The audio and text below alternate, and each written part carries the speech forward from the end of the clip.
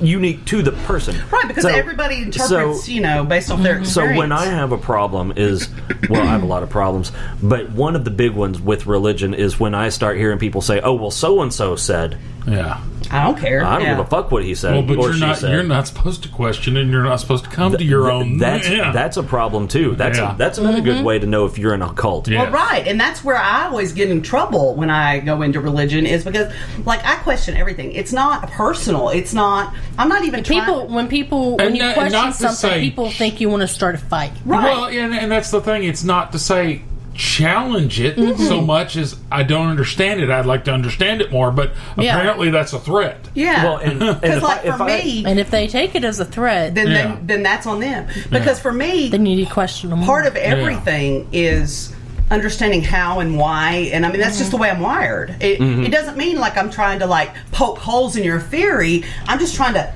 think it all through, and if I start asking, because I actually did this to my cousin who is a preacher.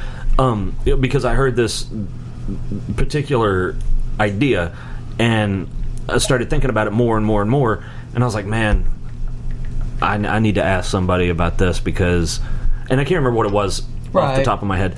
I could go back through the Facebook messages and look, but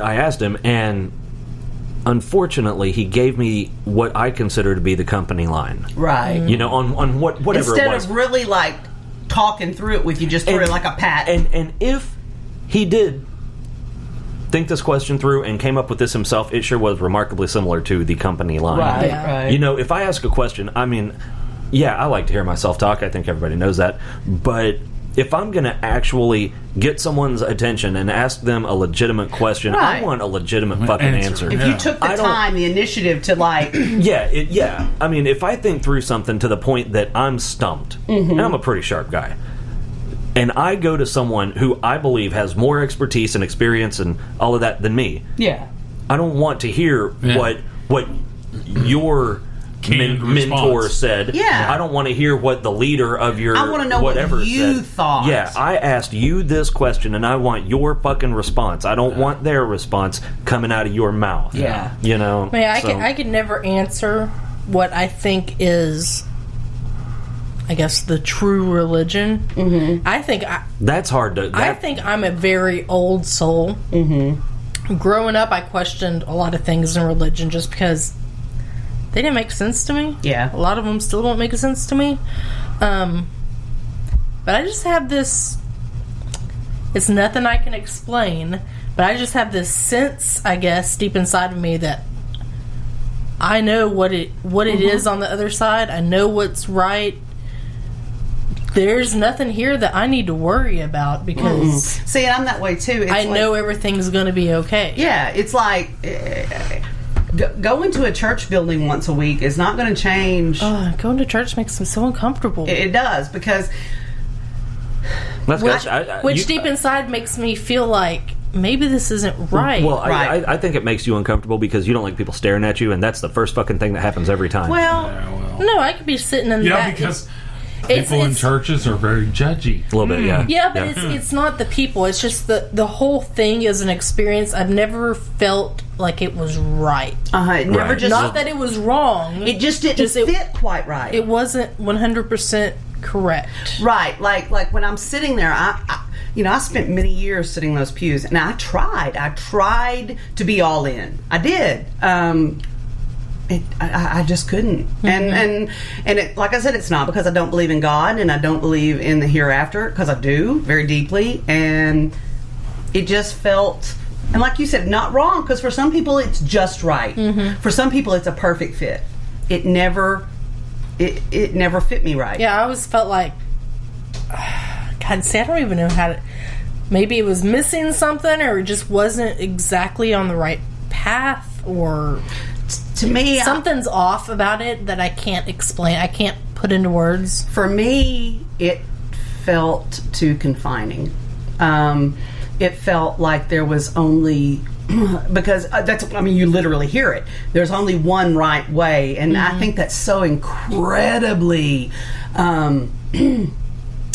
arrogant. Yeah. I mean... but that one right way, motherfuckers in the same religion can't even determine what the fuck the right way is. Yeah. That's the whole point. Like, for thousands of years and millions of lifetimes, we've never come to a universal agreement over what that one right way is. But you always have these little groups of people that they're so convinced that they've got it 100% locked down that their way is the right way, and the other 7.5 billion people on the planet are wrong. Right, and to me, I think not only that everybody else that's ever lived is wrong. Mm-hmm. Right, and see, to me, that's just such arrogance. That's just so, because it says that those other experiences don't have any value. And where I see, if I've looked at a lot of religions, and I've read, and reading's just what I do. I like to absorb information.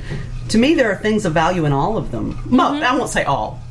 Most. Well, I think whatever the main religion is, which I don't think we have a name for, to be honest. I don't think anybody truly knows what it is. No, I think all of these religions, someone does, but they just won't tell us. I think all of these nobody living. All these religions have taken from that. Yeah. Oh yeah. I've always felt that the majority of, now there's some that are just out in left field. Yeah. The majority of the major of churches all have kind of stemmed from one original idea. Yeah. But I even think, even when you're looking at, I see it even bigger than that. To me, like Buddhism and Hinduism, and there's things of value and things that I feel are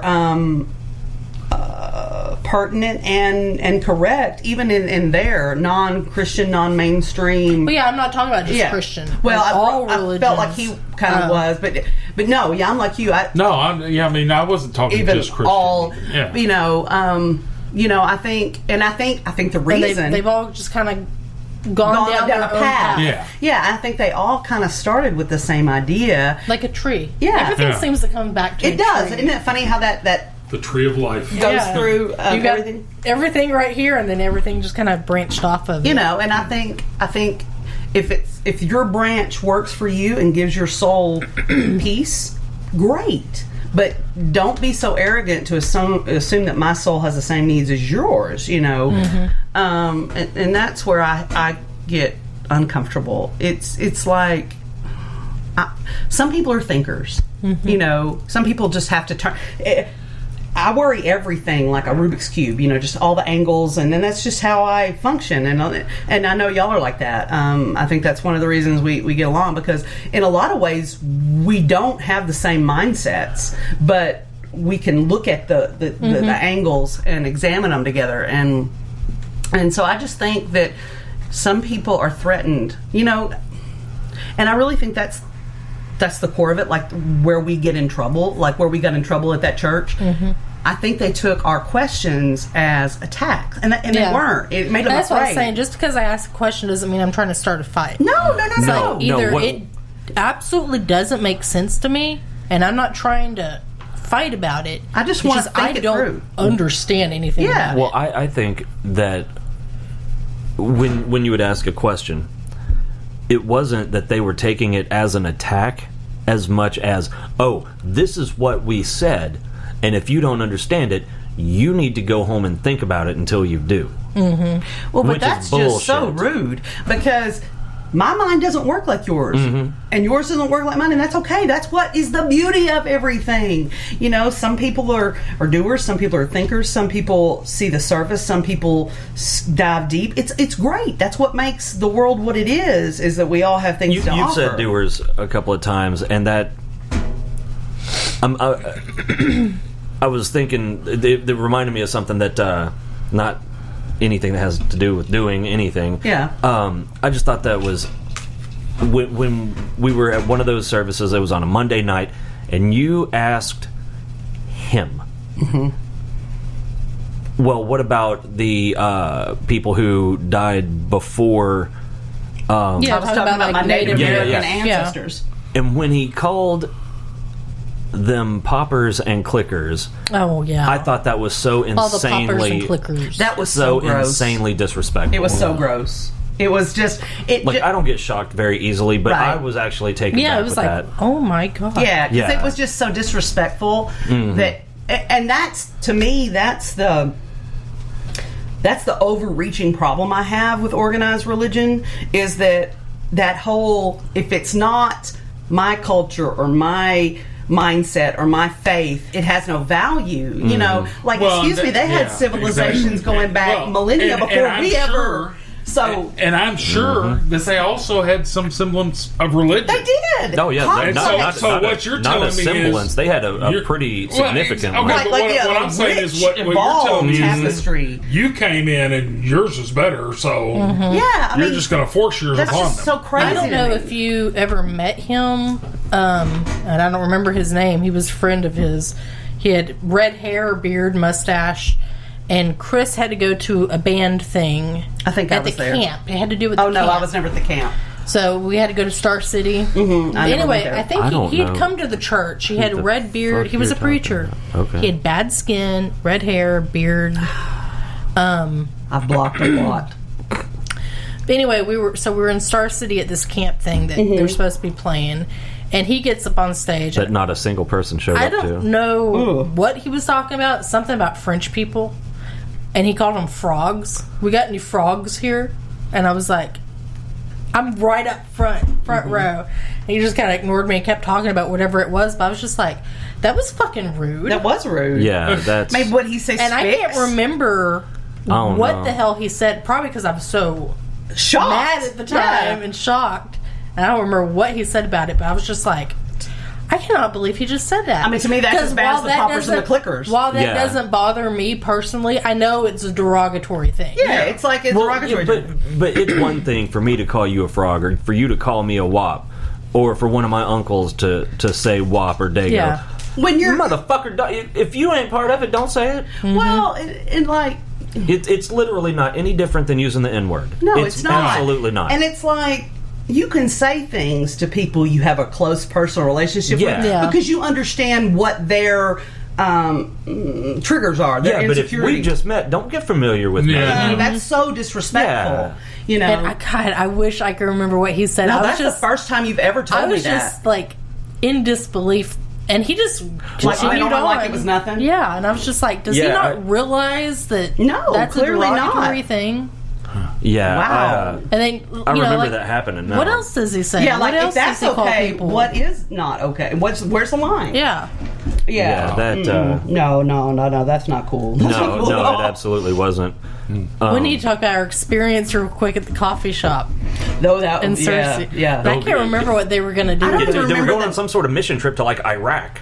Oh yeah, they were trying to get us to, and we were like, no. They were giving us pamphlets or something. Yeah, it's like, we thought man, we were going to be kidnapped by a cult. It's like I've already deployed a couple of times. I'm not going with your fucking cult to Iraq to go get killed. I don't. think we found this cool coffee shop, and it was in this old, warehouse looking building. Yeah, I think it was actually an old hardware store in the middle of town. Mm-hmm.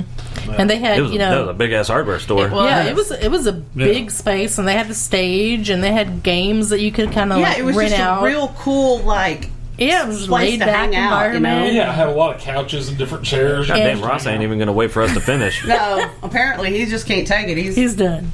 Goddamn, babe. Right here. And we went there one night. Y'all over here talking about this bullshit. I'm going to smoke. You have pissed me off so bad with this shit. And I don't remember what was going on. Were people up on stage having like a church service or something? They were having remember they had because it was kind of like a religious owned place. Yeah, but it wasn't like a church, but I mean clearly it was like I think it was affiliated really loosely with Harding, which is a religious college in Cersei, and they were having some sort of